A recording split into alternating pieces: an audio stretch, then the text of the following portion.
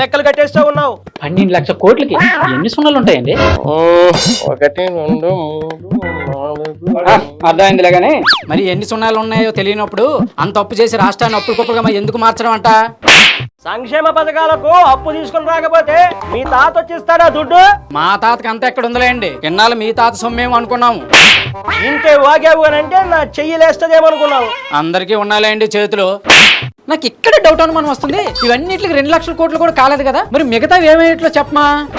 మీ fan party batch మొత్తం కలిసి వాటాలు వేసుకున్నారా? అంటే మిగిలిన 10 లక్షల కోట్లు రుషికొండలను తాడేపల్లను దాచేశారా? అర్థమైందిలేండి, దోచుకోవడం దాచుకోవడం పంచుకోవడం అంటే ఇదే కదా.